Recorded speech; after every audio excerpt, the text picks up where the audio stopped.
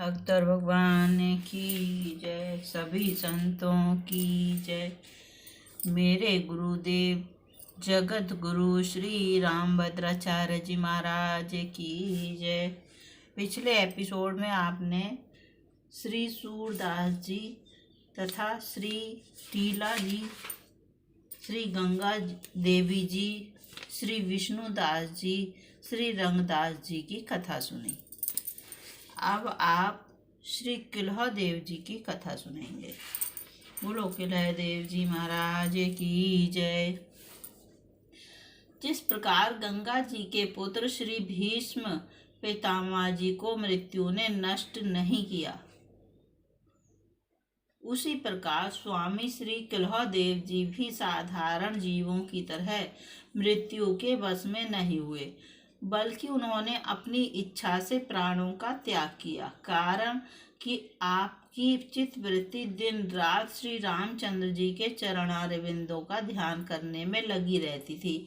आप माया के क्षण विकारों पर विजय प्राप्त करने वाले महान सूरवीर थे।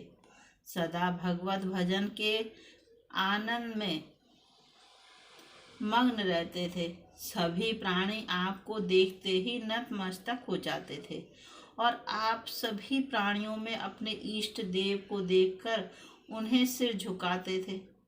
सांख्य शास्त्र तथा योग का आपको सुदृढ़ ज्ञान था और योग की क्रियाओं का आपको इतना सुंदर अनुभव था कि जैसे हाथ में रखे आंवले का होता है। ब्रह्मरंध्र के मार्ग में प्राणों को निकालकर आपने शरीर का त्याग किया और अपने योगाभ्यास के बल से भगवत रूप पार्षद तत्व प्राप्त किया। इस प्रकार श्री सुमेरु देव जी के सुपुत्र श्री किल्ह देव जी ने अपने पवित्र यश को पृथ्वी पर फैलाया। आप विश्व विख्यात संत हुए। श्री किल्ह देव जी महाराज का जीवन चरित्र संक्षेप में इस प्रकार है। श्री किल्ह देव जी महाराज श्री पहारी श्री कृष्णदास जी महाराज के प्रधान शिष्यों में से एक थे। श्री पहारी जी के परम धाम गमन के बाद गलता गादी जयपुर के महंत आप ही हुए। आप दिव्य दृष्टि संपन्न परम वैष्णव सिद्ध संत थे। कहते हैं कि भक्तमाल ग्रंथ के रचनाकार श्री नावादास जी महाराज के नेत्र के चिन्ह भी नहीं थे। श्री किल्ह देव जी ने अपने कमंडलू के जल से उनके नेत्र स्थान को धुला, जिससे उनके ब्रह्म चक्षु प्रकट हो गए। कहते हैं कि एक बार श्री किल्ह देव जी मथुरापुरी आए हुए थे और श्री यमुना जी में स्नान कर एकांत में समाधिस्थ हो भगवत ध्यान करने लगे। उसी समय बादशाह के दिल्ली से मथुरा आगमन की सूचना मिली। सेना तुरंत व्यवस्था में लग गई। रास्ता साफ किया जाने लगा।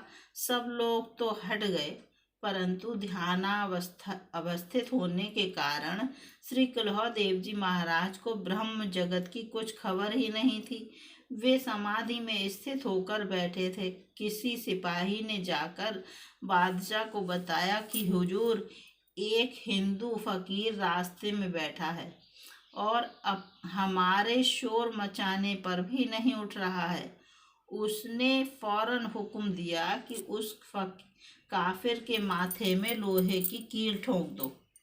हुक्म मिलते ही दुष्ट सिपाहियों ने लोहे की एक कील लेकर किल्ह जी के माथे में ठोकना शुरू किया, परंतु आश्चर्य, किल्ह देव जी तो वैसे ही शांत निर्विकार बने रहे, परंतु उनके माथे का स्पर्श करते ही वह लोहे की कील गलकर पानी हो गई।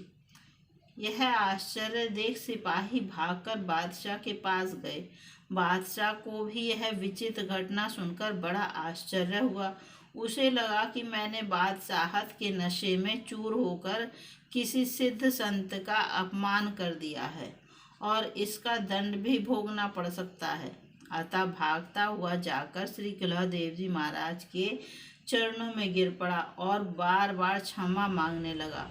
थोड़ी देर बाद जब कुल्हादेव जी की समाधि टूटी और वे संत जगत में, ब्रह्म जगत में आए, अंतः जगत से ब्रह्म जगत में आए, तो उन्हें इस घटना का ज्ञान हुआ। श्री कुल्हादेव जी महाराज तो परम संत थे, उनके मन में क्रोध के लिए कहीं स्थान ही नहीं था। उन्होंने बादशाह को तुरंत क्षमा कर दिया। बादशाह यद्यपि श्री कुल्हादेव जी महाराज से प्रभावित तो बहुत हुआ, परंतु मुसलमान मुल्ला मौलवियों के निरंतर संपर्क में रहने से उसने हिंदुओं का धर्म परिवर्तन कर उन्हें मुसलमान बनाने का अभियान चला रखा था। अब हिंदुओं ने मिलकर श्री कुल्हा जी की शरण ली और धर्म रक्षा करने की प्रार्थना की। श्री कुल्हादेव जी ने सबको आश्वासन दिया और स्वयं बादशाह के दरबार में गए। बादशाह ने श्री कुल्हादेव जी के चरणों में प्रणाम किया और आगे से ऐसा न करने की शपथ ली। श्री कुल्हादेव जी महाराज दिव्य दृष्टि संपन्न थे। जिस समय आपके पिता श्री सुमेरु देव जी का भगवत धाम गमन हुआ, उस समय आप श्री मथुरा जी में विराजमान थे और आपके समीप ही राजा मानसिंह बैठे थे। आपने जब आकाश मार्ग से विमानस्थ पिताजी को भगवत धाम जाते देखा तो उठकर प्रणाम किया और पिता ने भी इन्हें आशीर्वाद दिया। इनके अतिरिक्त अन्य किसी को इनके पिता नहीं दिखाई दिए, इसलिए राजा मानसिंह जी को बहुत आश्चर्य हुआ। उन्होंने श्री कुल्हा जी से पूछा कि प्रभु, आप क्यों उठे और हाथ जोड़कर किसे प्रणाम किया? श्री कुल्हा जी ने उन्हें पिताजी के परम धाम गमन की बात बताई। मानसिंह को बहुत आश्चर्य हुआ, क्योंकि श्री कुल्हादेव जी के पिताजी का शरीर छूटा था गुजरात में और श्री कुल्हादेव जी थे मथुरा में। ऐसे में श्री कुल्हादेव जी को पिता का दर्शन कैसे हुआ? यह मानसिंह के लिए आश्चर्य की बात थी। उन्होंने तुरंत ही अपने दूतों को गुजरात भेजकर सत्यता की जानकारी की। श्री कुल्हादेव जी की बात अक्षरशः सत्य प्रमाणित हुई। इससे राजा मानसिंह को इन पर बहुत ही श्रद्धा हो गई। उनके संतत्व की एक दूसरी घटना इस प्रकार है। एक बार की बात है, आप अपने आराध्य प्रभु श्री सीताराम जी महाराज की सेवा कर रहे थे। आपने माला निकालने के लिए पिटारी में जैसे ही हाथ डाला, वैसे ही उसमें बैठे एक विषधर सर्प ने आपके हाथ में काट लिया। करुणा विग्रह आपने उस अपकारी सर्प पर भी दया की और उसे भूखा जानकर पुनः अपना हाथ पिटारी में डाल दिया। इस प्रकार आपने 3 बार पिटारी में हाथ डाला और सर्प ने 3 बार काटा। चौथी बार वह स्वयं पिटारी से बाहर चला गया। इस प्रकार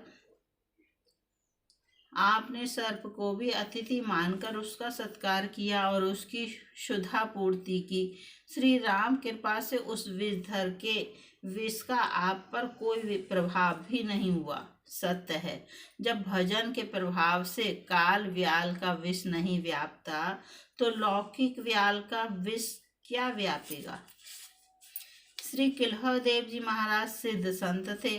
भविष्य की बातें जान लेने की उनमें सामर्थ्य थी। जब उन्हें भगवत धाम जाना हुआ तो पहले से ही संतों के पास इस आशय का संदेश भेज दिया और संतों से कीर्तन करने को कहा। कीर्तन सुनते हुए ही आपने ब्रह्मरंध्र से अपने प्राणों का उत्क्रमण किया। बोलो श्री कुल्हादेव जी महाराज की जय। अब आप श्री अग्रदास जी की कथा सुनेंगे। बोलो श्री अग्रदास जी महाराज की जय। श्री स्वामी अग्रदास जी ने भगवत भजन के बिना क्षण मात्र भी समय को व्यर्थ नहीं बिताया। आपका वैष्णव सदाचार पूर्ववृत्ति आचार्यों के समान ही था। आप सदा मानसी सेवा एवं प्रकट विग्रह सेवा में तथा भगवान नाम स्मरण में सावधान रहते थे। सदा राघवेंद्र सरकार के श्री चरणों में मन को लगाए रहते थे। सीताराम विहार प्रसिद्ध बाग में आपकी बड़ी प्रीति थी। उसे सींचने बुहारने आदि की सब सेवाएं सदा आप अपने हाथ से ही करते थे। आपकी जीभा से परम पवित्र श्री सीताराम नाम की ध्वनि इस प्रकार होती रहती थी, मानो मधुर गर्जन के साथ मंद मंद वर्षा हो रही हो। गुरुदेव त्यहारी श्री कृष्णदास जी ने परम कृपा करके मन वचन कर्म से संबंधित अचल भक्ति का भाव आपको प्रदान किया था। श्री नाभादास जी के गुरु महाराज श्री अग्रदास जी का चरित्र संक्षेप में यहाँ प्रस्तुत है। बोलो श्री नाभादास जी महाराज की जय। महात्मा श्री अग्रदास जी श्री कृष्णदास पयहारी जी महाराज के शिष्य थे। उन्होंने जयपुर में गलता नामक प्रसिद्ध स्थान पर पधार कर तत्कालीन जयपुर नरेश को वैष्णव बनाया और वहीं पर पहाड़ में धुनी स्थापित की, जो अभी तक चालू है। श्री पयहारी जी महाराज के बड़े शिष्य श्री किल्ह ने तो श्री गुरुदेव के परम धाम गमन के बाद गलता की गद्दी संभाली और अग्रदास जी ने जयपुर के पास ही लगभग 30 मील दूर गौरैया स्टेशन के निकट रेवासा नामक स्थान पर गद्दी स्थापित की। श्री अग्रदास जी का प्रादुर्भाव फाल्गुन शुक्ल द्वितीय संवत 1553 को ईस्वी को राजस्थान के एक गांव में ब्राह्मण कुल में हुआ था। इनमें भक्ति के संस्कार बचपन से ही विद्यमान थे, अतः अत्यंत अल्प वय में ही आपने घर छोड़कर श्री पयहारी जी महाराज की शरण ग्रहण कर ली। श्री पयहारी जी ने इन्हें योग्य जानकर श्री राम मंत्र की दीक्षा दी और उपासना रहस्य एवं शरणागति महात्म्य का उपदेश दिया। श्री पयहारी जी की ही भांति श्री अग्रदास जी भी सिद्ध संत थे। एक बार की बात है, राजा मानसिंह कहीं युद्ध करने जा रहे थे। मार्ग में पयहारी जी महाराज का आश्रम पड़ता था। मानसिंह की श्री पयहारी जी महाराज पर बड़ी श्रद्धा थी, अतः वे अपनी 10,000 सेना के साथ आश्रम आ गए और श्री महाराज जी के चरणों में प्रणिपात किया। श्री पयहारी जी महाराज ने मानसिंह को आशीर्वाद दिया और श्री अग्रदास जी को सेना सहित राजा का आतिथ्य करने को कहा। उस समय कुटी में मात्र 10 केले रखे थे। अग्रदास जी उन 10 केलों को लेकर आए। श्री पयहारी जी ने कहा, 10-10 केले सबको बांट दो। श्री अग्रदास जी ने बिना कोई प्रश्न किए गुरु आज्ञा का पालन किया और 10,000 लोगों को 10-10 केले बांट दिए। तब भी उनके हाथ में 10 केले बचे ही रहे। श्री अग्रदास जी संतों की मंडली लेकर भगवत भक्ति का प्रचार प्रसार करने के लिए भ्रमण किया करते थे। एक बार की बात है, आप संत मंडली लेकर एक गांव में पहुंचे। वहां का एक सेठ धनवान होने के साथ साथ बड़ा भगवत भक्त भी था। उसने संत मंडली से रुकने का आग्रह किया और 1 माह तक बड़ी सेवा की।